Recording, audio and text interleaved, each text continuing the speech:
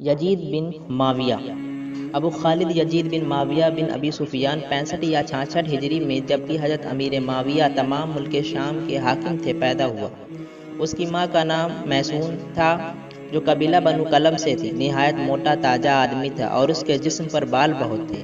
قسطنطنیہ کے حملے اور معاشرے میں بھی وہ ایک حصہ فوج کا سردار تھا۔ اس کو شکار کا بہت شوق تھا۔ حضرت امیر معاویہ کے مرج الموت میں وہ دمشق کے اندر موجود نہ تھا۔ آدمی بھیج کر اس کو بلوایا گیا اور امیر معاویہ نے اس کو وصیت کی، لیکن اس وصیت کے بعد ہی وہ باپ کے مرگ کو خطرناک نہ سمجھ کر پھر شکار کھیلنے کے لیے چلا گیا۔ چنانچہ جب حضرت امیر معاویہ فوت ہوئے تو وہ دمشق میں موجود نہ تھا۔ کئی دن کے بعد واپس آیا اور ان کی قبر پر نماز جنازہ پڑھی۔ حضرت امیر معاویہ رضی اللہ تعالی عنہ کا اپنی زندگی میں یزید کے لیے بیعت لینا ایک سخت غلطی تھی اور یہ غلطی غالباً محبوب پدری کے سبب ان سے سرزد ہوئی، لیکن مغیرہ بن صبا کی غلطی اس سے بھی بڑی ہے، کیونکہ اس غلطی کا خیال اور اس پر عامل ہونے کی جرأت مغیرہ بن صبا ہی کی تحریک کا نتیجہ تھا۔ اس لیے حضرت حسن بصری نے فرمایا ہے کہ مغیرہ بن صبا نے مسلمانوں میں ایک ایسی رسم جاری ہونے کا موقع پیدا کیا جس سے مشورہ جاتا رہا اور باپ کے بعد بیٹا بادشاہ ہونے لگا۔ یزید نے تخت حکومت پر بیٹھتے ہی صوبوں اور ولایتوں کے عاملوں کو لکھا کہ لوگوں سے میرے نام پر بیعت لو۔ اس زمانے میں مدینہ کے والی ولید بن عتبہ بن ابی سفیان اور کوفے کے والی نعمان بن بشیر تھے۔ یہ دونوں عامل نیک اور صالح انسان تھے۔ ان دونوں کے مزاج میں سختی بالکل نہ تھی۔ جب یزید کا حکم مدینہ میں ولید بن عتبہ کے پاس پہنچا، ولید نے اکابر مدینہ کو جمع کر کے یزید کا خط سنایا۔ امام حسین نے امیر معاویہ رضی اللہ تعالی عنہ کی وفات کا حال سن کر اظہار افسوس کیا اور ان کے لیے دعائے مغفرت کی، اور ولید سے کہا کہ ابھی میری بیعت کے لیے جلدی نہ کیجیے، میں سوچ کر فیصلہ کروں گا۔ مروان بن حکم جو پہلے مدینہ کا عامل اور اب ولید بن عتبہ کی ماتحتی میں بطور مشیر موجود تھا، اس نے ولید کو ترغیب دی کہ امام حسین سے اسی وقت بیعت لے لی جائے اور ان کو جانے نہ دیا جائے، لیکن ولید نے مروان کے مشورے کو قبول نہ کیا اور ان کے بیعت کو اگلے دن پر ملتوی رکھا۔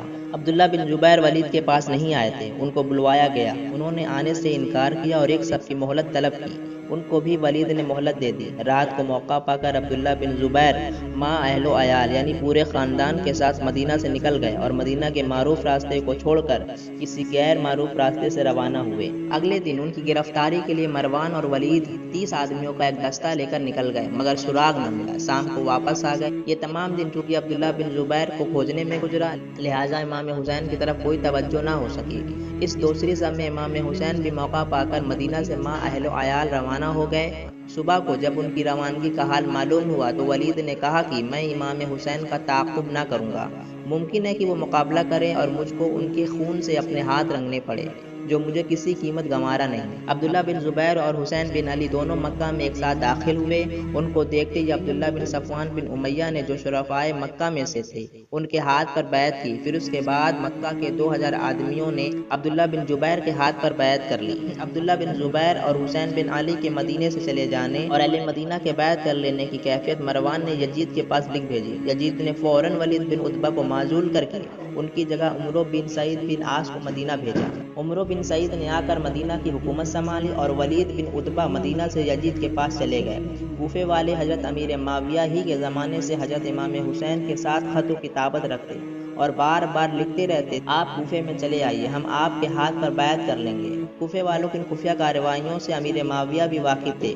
حضرت امام حسین کوفے والوں کی عادت کا نہایت صحیح اندازہ رکھتے تھے، اس لیے انہوں نے فوت ہوتے وقت امام حسین کو وصیت کی تھی کہ تم کوفے والوں کے فریب میں نہیں آنا۔ ادھر امیر معاویہ یزید کو بتا گئے تھے کوفے والے امام حسین کو ضرور خروج پر آمادہ کریں گے۔ جب کوفے والوں کو پتہ چلا کہ امام حسین مدینہ سے مکہ چلے گئے، مگر وہاں اہل مکہ نے امام حسین کو نہیں بلکہ عبداللہ بن زبیر کو اپنا حاکم بنا لیا ہے اور امام حسین مکہ میں ہی موجود ہیں، اور امام حسین نے عبداللہ بن زبیر کے ہاتھ پر اب تک بیعت نہیں کی ہے، چنانچہ انہوں نے امام حسین کے پاس ایک خط روانہ کیا اور اس میں لکھا، ہم آپ کے اور آپ کے والد کے شیدائی اور بنو امیہ کے دشمن ہیں۔ ہم نے آپ کے والد ماجد کی حمایت میں طلحہ اور زبیر سے جنگ کی، ہم نے میدان صفین میں ہنگام کارزار گرم کیا اور سامیوں کے دانت پھٹے کر دیے۔ اب ہم آپ کے ساتھ مل کر بھی جنگ کرنے کو تیار ہیں، آپ فوراً اس خط کو دیکھتے ہی کوفے کی طرف روانہ ہو جائیے۔ حضرت امام حسین کے پاس مکہ میں اس مجموعے کے خطوط مسلسل پہنچنے شروع ہوئے تو انہوں نے اپنے چچا جاد بھائی مسعود بن عقیل کو بلایا اور فرمایا کہ تم میرے نائب بن کر کوفے میں جاؤ، پوشیدہ طور پر جاؤ، پوشیدہ طور پر رہو اور پوشیدہ طور پر ان لوگوں سے بیعت لو جو لوگ تمہارے ہاتھ پر بیعت کریں، ان کی تعداد اور خاص لوگوں کے نام خط میں لکھ کر میرے پاس روانہ کر دو۔ مسلم بن عقیل روانہ ہوئے اور کوفے میں پہنچ کر مختار بن عبیدہ کے مکان پر اترے۔ اس وقت یہ خبر سیان علی میں پھیل گئی، لوگ جوق در جوق بیعت لینا شروع کر دیے۔ پہلے ہی دن 12,000 آدمیوں نے بیعت کی۔ مسلم نے حضرت امام حسین کے نام اپنے بخیریت پہنچنے اور لوگوں کے بیعت کرنے کا حال لکھا اور اطلاع دی کہ پہلے دن 12,000 آدمیوں نے بیعت کی اور بیعت میں داخل ہو گئے، جن میں سلطان بن سرد، مصیب بن ناجیہ، رفاطہ بن شداد، ہانی بن عروہ بھی شامل ہیں۔ آپ جب آئیں گے اور اعلانیہ بیعت لینا شروع کریں گے تو لاکھوں لاکھ آدمی بیعت میں داخل ہو جائیں گے۔ کوفے میں مسلم بن عقیل کے پہنچنے اور لوگوں سے بیعت کرنے کا حال جب عام طور پر مشہور ہوا تو عبداللہ بن مسلم نعمان بن بشیر کے پاس آیا اور کہا کہ اے امیر خلیفہ، وقت کے کام میں ایسی سستی نہیں کرنی چاہیے۔ آج کئی روز ہوئے مسلم بن عقیل کوفے میں آ کر لوگوں سے حسین بن علی کی خلافت کے لیے بیعت لے رہے ہیں۔ آپ کو چاہیے کہ مسلم کو قتل کر یا گرفتار کر کے یزید کے پاس بھیج دیں اور جن لوگوں نے بیعت کی ہے ان کو بھی سزا دیں۔ نعمان بن بشیر نے کہا کہ یہ لوگ جس کام کو مجھ سے چھپا کر رہے ہیں، میں اس کو آشکار کرنا مناسب نہیں سمجھتا۔ جب تک یہ لوگ مقابلے کے لیے نہ نکلیں گے میں ان پر حملہ نہ کروں گا۔ عبداللہ یہ جواب سن کر باہر آیا۔ اسی وقت یزید کو ایک خط لکھ کر بھیجا۔ اس نے لکھا، مسلم بن عقیل کوفے میں آ کر حسین بن علی کی خلافت کے لیے بیعت لے رہے ہیں اور لوگ ان کے ہاتھ پر کثرت سے بیعت کر بھی رہے ہیں۔ حسین بن علی کے آنے کی بھی خبر ہے۔ نعمان اس معاملے میں بڑی کمزوری برت رہا ہے۔ اسی مضمون کے خطوط عمارہ بن عقبہ اور ابی معیط نے بھی یزید کے نام روانہ کیے۔ ان خطوط کو پڑھ کر یزید بہت پریشان اور فکرمند ہوا۔ سرجون نامی حضرت امیر معاویہ کا ایک آزاد کردہ غلام تھا۔ حضرت امیر معاویہ بھی بعض پیچیدہ باتوں اور اہم معاملات میں اس سے مشورہ لیا کرتے تھے اور اس کے مشورے سے فائدہ اٹھایا کرتے تھے۔ یزید نے اس کو بلایا اور عبداللہ کا خط دکھا کر مشورہ طلب کیا۔ اس نے اپنا مشورہ دیا۔ اس نے عرض کیا کہ اس وقت عراق آپ کے قبضے سے نکلنا چاہتا ہے۔ اگر آپ عراق کو بچانا چاہتے ہیں تو عبداللہ بن زیاد کے سوا کوئی دوسرا شخص آپ کی مدد نہیں کر سکتا۔ میں جانتا ہوں کہ آپ کو یہ مشورہ ناگوار گزرے گا، مگر عبداللہ بن زیاد کے سوا جس شخص کو بھی آپ کوفے کی حکومت پر بھیجیں گے وہ کوفے کو بچانے میں ناکامیاب ہو جائے گا۔ یزید نے یہ سن کر تھوڑی دیر تعمیل کیا، پھر فوراً عبداللہ بن زیاد کے نام خط روانہ کیا۔ اس نے لکھا کہ ہم نے بصرہ کے ساتھ کوفے کی ولایت بھی تم کو سپرد کی۔ اب تم کو چاہیے کہ اس حکم کو پہنچتے ہی بصرہ میں کسی کو اپنا نائب بنا کر اور خود کوفے میں پہنچو۔ وہاں مسلم بن عقیل آئے ہوئے ہیں اور امام حسین کے لیے بیعت لے رہے ہیں۔ ان کو پکڑ کر قتل کر دو اور جن لوگوں نے بھی ان کے ہاتھ پر بیعت کی ہے ان سب کو قتل کر دو۔ جب عبداللہ بن زیاد کو یہ خط پہنچا تو اگلے دن اس نے کوفے کی طرف روانہ ہونے کا عزم کیا۔ عبیداللہ بن زیاد نے قادسیہ کے مقام پر پہنچ کر اپنے رقابی فوج کو وہیں چھوڑا اور خود اپنے باپ کے آزاد کردہ غلام کے ساتھ ایک اونٹ پر سوار ہو کر کوفے کی جانب تیز رفتاری سے روانہ ہو کر مغرب و عشاء کے درمیان کوفے میں داخل ہوا۔ عبداللہ بن زیاد جب کوفے میں داخل ہوا تو لوگوں نے یہ سمجھا کہ امام حسین جن کا انتظار تھا کوفے میں آ گئے۔ جس طرف عبداللہ کا اونٹ گزرتا لوگ کہتے السلام علیکم یا ابن رسول اللہ۔ عبیداللہ اپنا اونٹ لیے سرکاری دیوان خانے تک پہنچا، وہاں دیکھا تو دروازہ بند ہے۔ عبیداللہ نے دروازہ کھٹکھٹایا اور زبان سے کچھ نہ بولا۔ نعمان بن بشیر اپنے دوستوں کے ساتھ چھت پر بیٹھے ہوئے تھے۔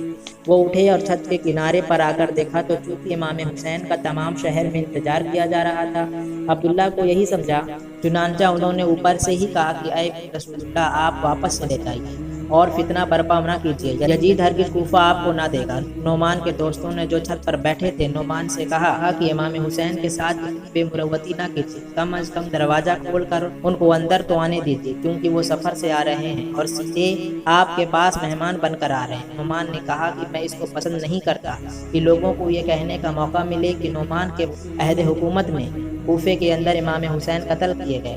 عبیداللہ نے اپنا امامہ اتار کر کہا کم بخت دروازہ کھولو۔ عبداللہ کی آواز سن کر لوگوں نے اس کو پہچانا اور دروازہ کھولا۔ سب ادھر ادھر منتشر ہو گیا۔ عبیداللہ اندر داخل ہوا اور تھوڑی ہی دیر کے بعد عبیداللہ کا لشکر کوفے میں داخل ہونا شروع ہوا، پیچھے چھوڑ آیا تھا۔ اس وقت مسلم بن عقیل کو خبر پہنچی زیاد اپنے لشکر کے ساتھ آ گیا ہے۔ وہ جس مقام میں مقیم تھے اور لوگوں کو عام طور پر اس کا علم تھا اسے چھوڑ دیا اور ہانی بن عروہ کے مکان میں جا کر پناہ گزیر ہوئے۔ اس وقت تک مسلم کے ہاتھ پر بیعت لینے والوں کی تعداد کوفے کے اندر 18,000 تک پہنچ چکی تھی۔ عبداللہ بن زیاد نے اگلے دن صبح کو مجمع عام کو روبرو تقریر کی اور یزید کا حکم نامہ سنا کر کہا کہ تم لوگ میرے باپ زیاد بن ابی سفیان کو خوب جانتے ہو اور تم کو معلوم ہے کہ وہ کس قسم کے سیاست برتنے کے عادی تھے۔ مجھ میں اپنے باپ کی تمام عادات موجود ہیں، تم لوگ مجھ سے بھی خوب واقف ہو اور میں بھی تمہارے ایک ایک شخص کا نام جانتا ہوں اور ہر ایک کا گھر اور محلہ پہچانتا ہوں، اس سے تم کوئی چیز نہیں چھپا سکتے۔ میں یہ نہیں چاہتا کہ کوفے میں خون کی دریا بہا دوں اور تم کو قتل کر دوں۔ مجھ کو معلوم ہے کہ تم نے حسین بن علی کے لیے مسلم بن عقیل کے ہاتھ پر بیعت کر لی ہے۔ میں تم سب کو ایمان دیتا ہوں اس شرط پر کہ تم اس بیعت سے رجوع کر لو اور جو شخص بغاوت پر آمادہ ہے اس کو کوئی شخص اپنے مکان پر ذرا بھی جگہ نہ دے، ورنہ اس کے ساتھ اسے بھی قتل کر دیا جائے گا۔